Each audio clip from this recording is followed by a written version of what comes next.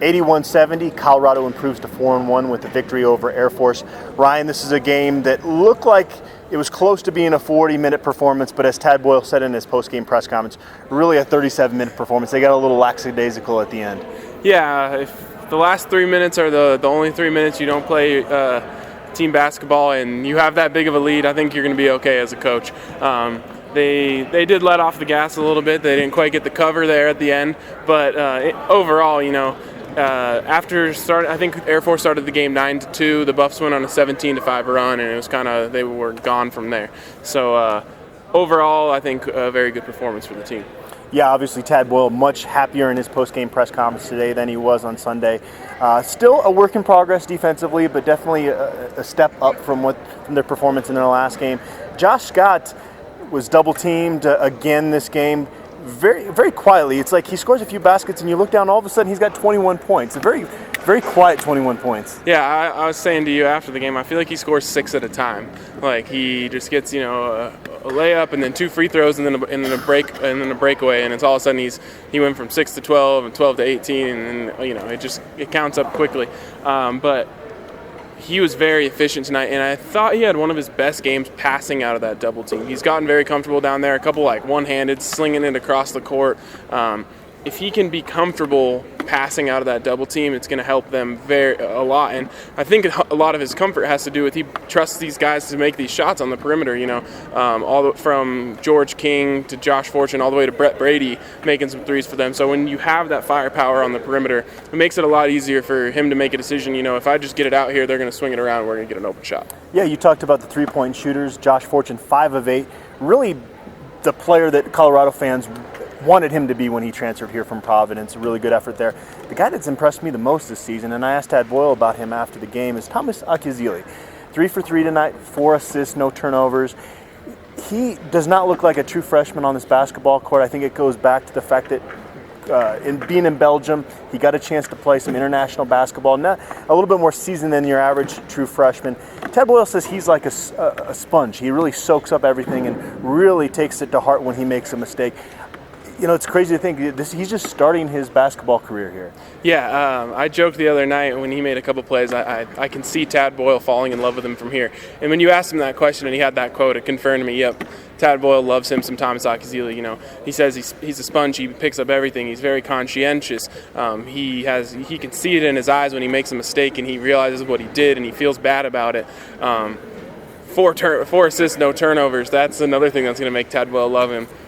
This is the beginning of 4 years of a great little love affair between those two guys because I think Tad is going to have a lot of fun coaching him.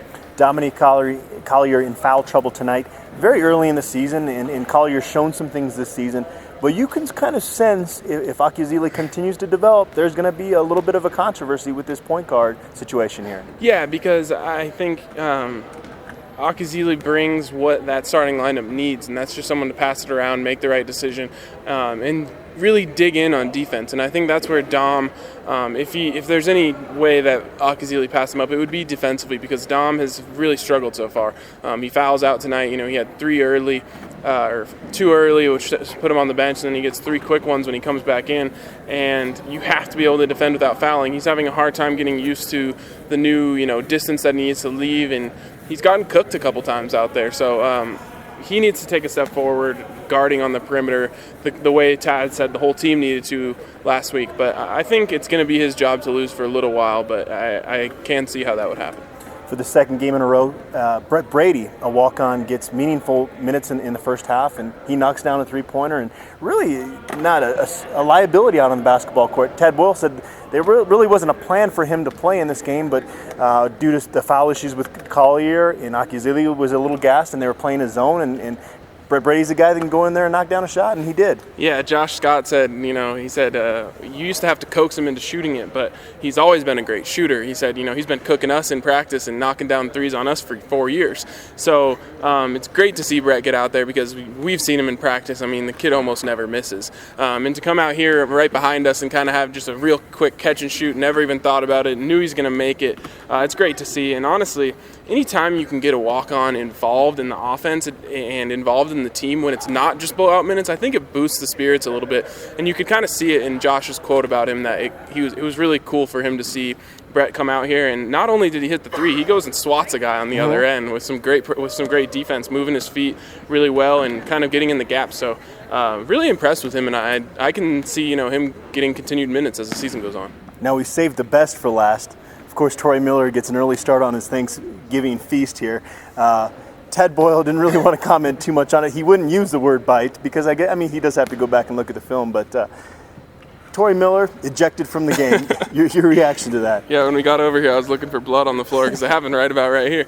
What's bizarre is they go over and they check apparently the Air Force's player's shoulder and there's teeth marks there. That means he really got him if there's marks. But I don't know. Tad said he's an emotional player, that your emotions kind of get the best of you, but that's a very odd time because they're up by like 15 or 20, and I think it really comes down to Torrey was pretty frustrated with the way he played tonight. He got the start.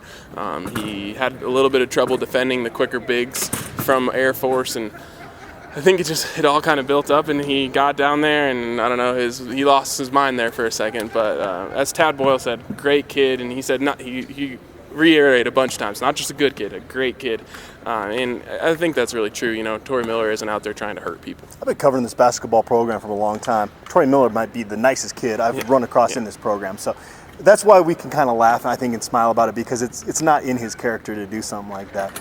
Lastly, you asked Tad Boyle if this is his best offensive team, and he had a pretty strong reaction to that. Yeah, he goes, ooh, no, not going that far. But he did say they're the second best offensive team, and to be second best to a team that had Corey Higgins and Alec Burks and Levi Knutson shooting from the wing, that's a pretty good place to be in. You don't mind being in their company. But you see some similarities of how good a Tad Boyle offense can be when it has those three-point shooters. And it really opens things up in the middle, and it opens things up for everyone when you have guys that knock down shots. And really, to me, that's what college basketball is all about, is having guys that can knock down the outside shot. It's an easier shot than in the NBA. And you really see the teams that are successful in college basketball going all the way through the tournament is the teams that can shoot from outside, and this team can do it. Aside from a light team lift, this team is going to have Thanksgiving off. They're going to return to the practice court on Friday in preparation of Sunday's game. Signing off from the Coors Event Center.